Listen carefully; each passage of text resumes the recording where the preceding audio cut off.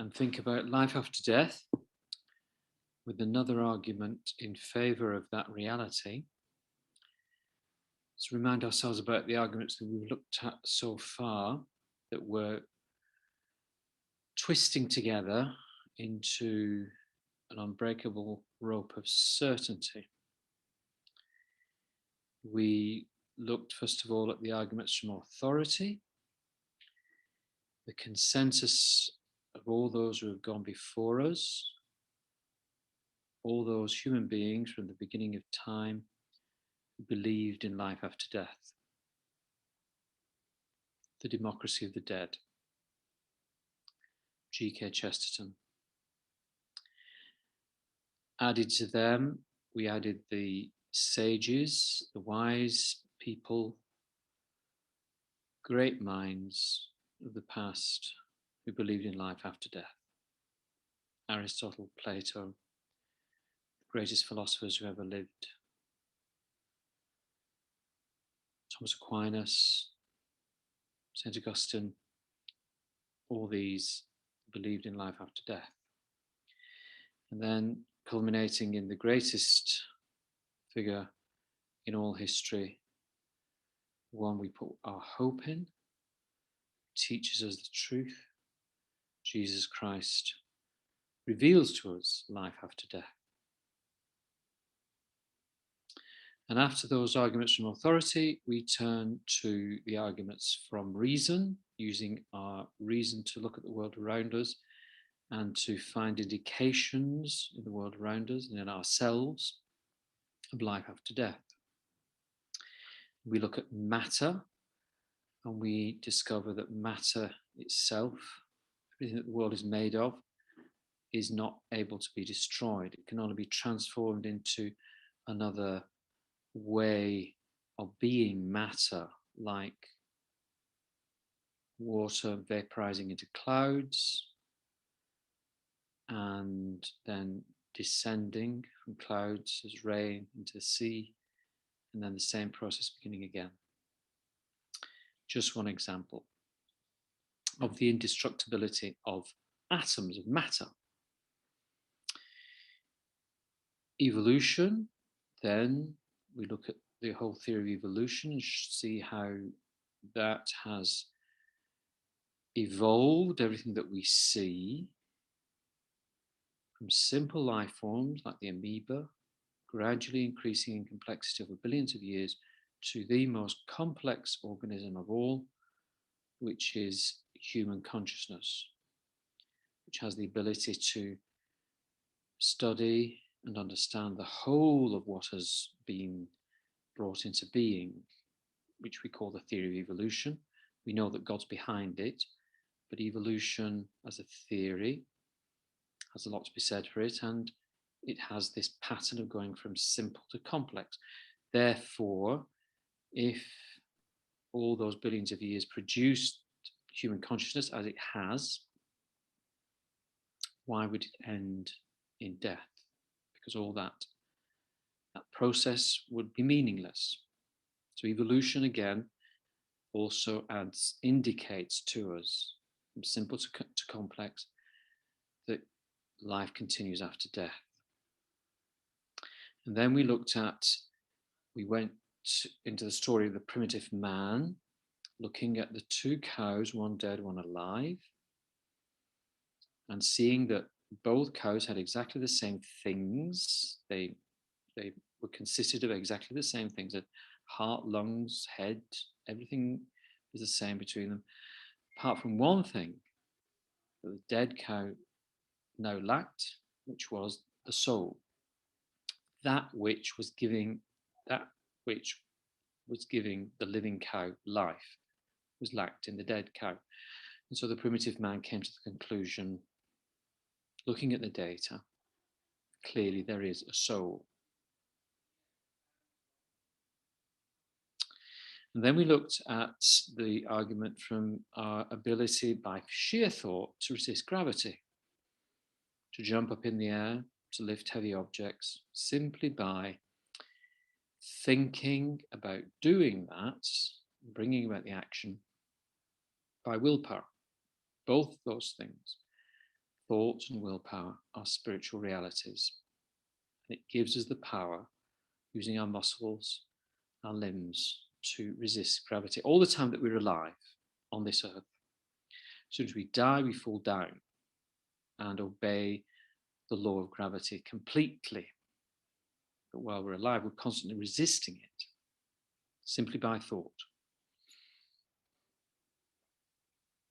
And then we looked at the soul being able to not be harmed by the diseases that assail our souls, such as cowardice and ignorance and injustice. All these things are things that operate within our soul, and they're bad, just like cancer is bad for the body. Cancer kills the body ultimately. But these things, these diseases of the soul, don't destroy the soul. They simply harm it. And that's another indication that the soul is indestructible because of what we experience now about those things. And then we looked at the soul in itself, and it's clear that the soul is simple in the sense that it doesn't have any component parts. It's one thing.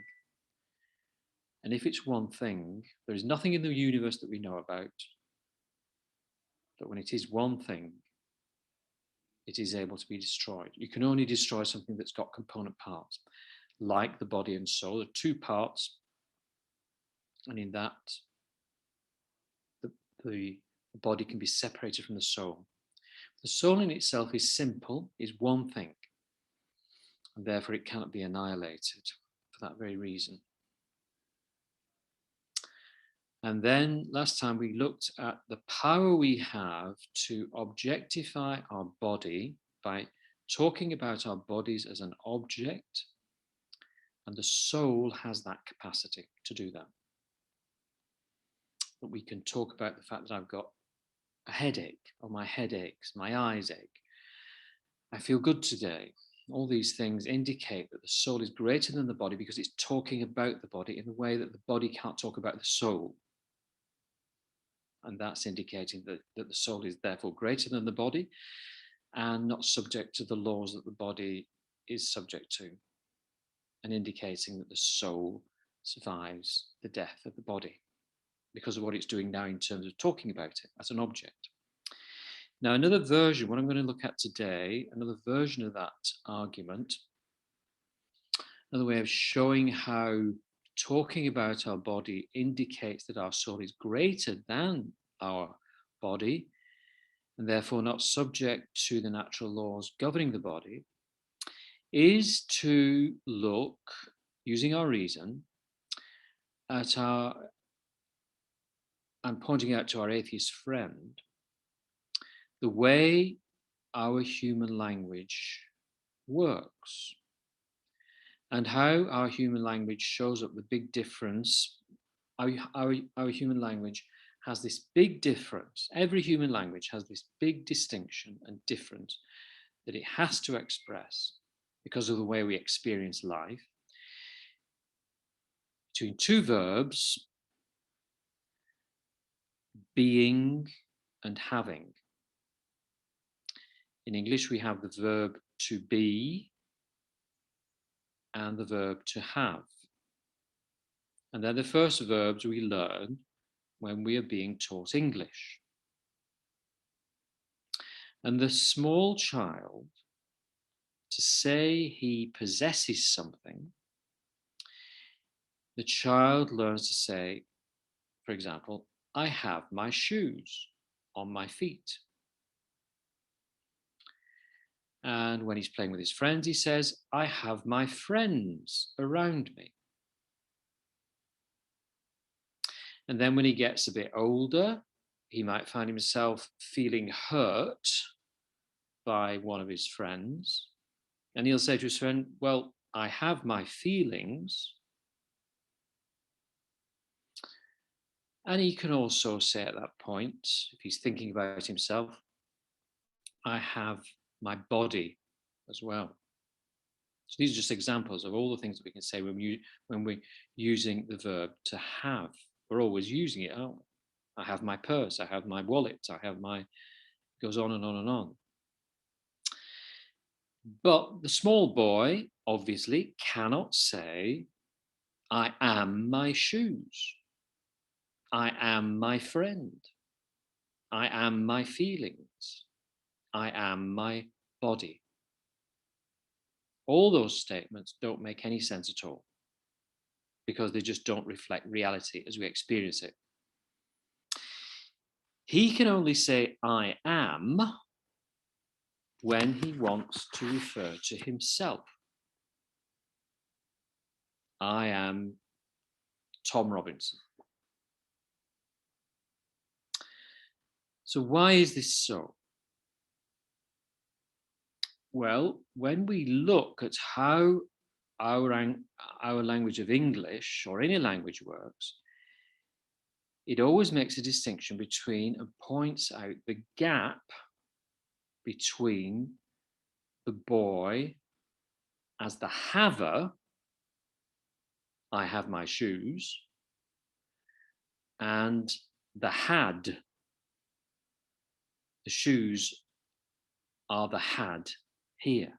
I have my shoes. They are the ones that are had by the boy. The boy is the possessor of the shoes, and his shoes are possessed by him. Similarly, the boy possesses his body. I have my body, he says. Therefore, his body is the possession of the boy. Now, death, when it comes along, will take away, therefore, the boy's body from him when he dies, he grows up, or hopefully. But at the same time, death has no power to take away the boy's soul or his self. There is no gap between the boy and his soul that death can separate, as there is between the boy and his body. Death can intervene between the boy and his body, but it can't intervene between the boy and his soul. Then we hear the atheists coming to us and saying, but the boy can talk about my soul as he talks about my body, and it's perfectly true. We talk about my soul, we talk about my body as something that we have. I have my body, I have my soul. So he says, well, what is the difference? Why can't death separate the boy from his soul in the same way that death will separate him from his body? And it seems a good question. Well, perhaps death may separate the boy from his feelings that he's feeling in his soul, like the bad feelings that we talked about earlier, of cowardice and injustice and ignorance and all these things, which are part of what his soul deals with as a soul. But the soul, when we think about it, is only part of what I am. Because the boy can then reply to the atheist, quite simply, I am also a who. Remember Jesus asking his disciples, who do people say I am? I am says, I am the subject of my life. So when I began forming in my mother's womb, nature set about giving me what I have, my body and all its functions. I have a heart, I have I have lungs, I have kidneys, I have legs. Everything I have, nature gives me. But it doesn't, it's not got the capacity to give me who I am. Because I was already who from the moment of conception, when my father's sperm fertilized my mother's egg, and suddenly there was a new being there. Being, I am. John Seddon already existed in the moment of conception, when a unique subject, that is me, began, which nature then clothed with what I have, my body and everything. To have a body, I had to be a who, first of all, or else there wouldn't have been anything for nature to clothe, to give to, would there? There's got to be the I, first of all. C.S. Lewis, we've all probably heard of him, the writer of the Narnia stories for children and many other books on Christianity. He was an atheist and became a Christian when he was an adult. And no, that's Tolkien, Father Thomas. That's Tolkien.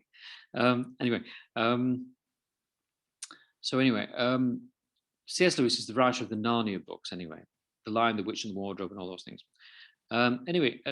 Later in life, he fell in love with an American woman. But tragically, soon afterwards, she found she had cancer. And over the next few months, they coped with the fact that he was in love with her and she was going to die. And then ultimately, she did die. But before she died, they married, I think, virtually just a few weeks before she was going to die. And after she died, he pondered her death very deeply. So much so that he wrote a book about his thoughts. And he called it, you might want to read it, The Grief Observed. A Grief Observed. And he concluded about her state now, beyond death, by saying, it's quite interesting what he says, if she is not now, the time of his writing the book, if she is not now, she never was.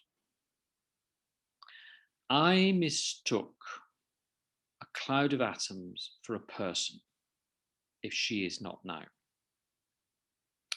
In other words, what he's saying is what made her who she was lived for a time with a body on earth, but now that her body was dead, what she was and who she was continued. The I she was, as in I am. What Lewis meant was that if I am not immortal, I am not an I now. I am an I now. I say I am about myself now, then I am immortal. Why can I say this? Well, think how mysterious this word I is in the little sentence I am. Why is it mysterious? Because it's not possible to write about I as an object, as I can talk about my body as an object. And like I can write about an object outside me, like a book or a pen or whatever it is. All those are objects outside me. But I can't use the word I to do that. It's impossible. And why is that? Well, think about it. Because my I is not your I. You refer to me as you, Father John, as I do about you, Ina, Liana, Lorraine, that you're watching now.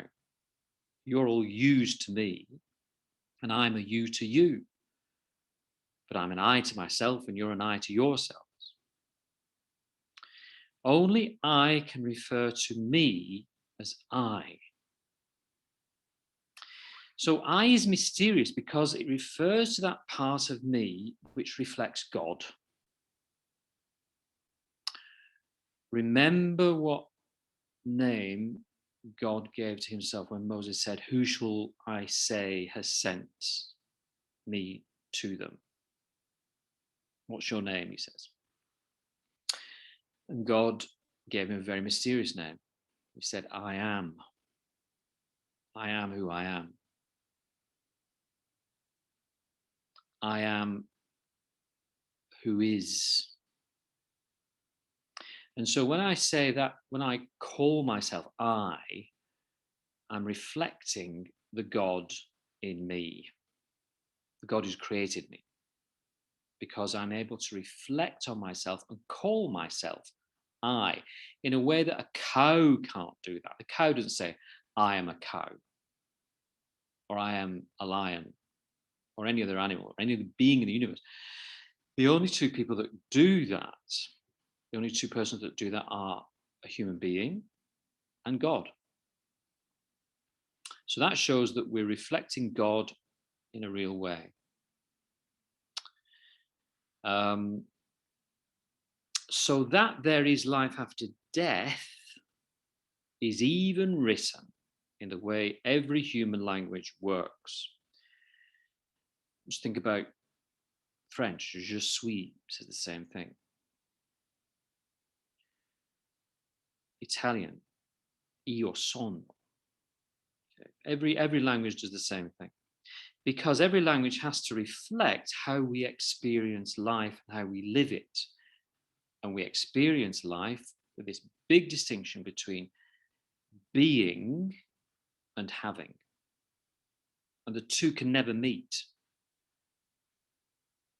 Okay.